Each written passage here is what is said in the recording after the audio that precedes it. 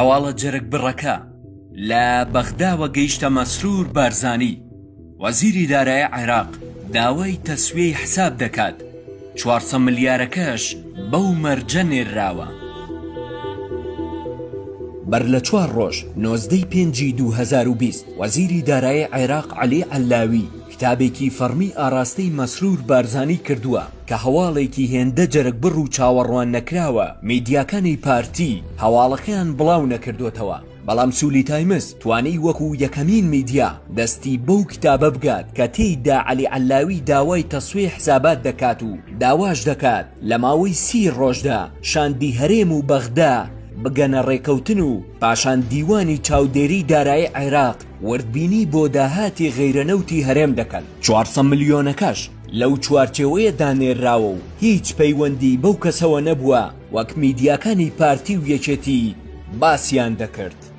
ئەمەش دەقینامەکەیە. بەڕێز مەسرور مەسعود بارزانی سەرۆکی حکومەتی هەرێمی کوردستان. بابەت تەسویەی حساب. 1. وەزارەتی دارایی فیدراڵی بڕی 400 ملیار دینار بۆ مانگی نیسان دەنێرێت بۆ هەرێمی کوردستان. 2.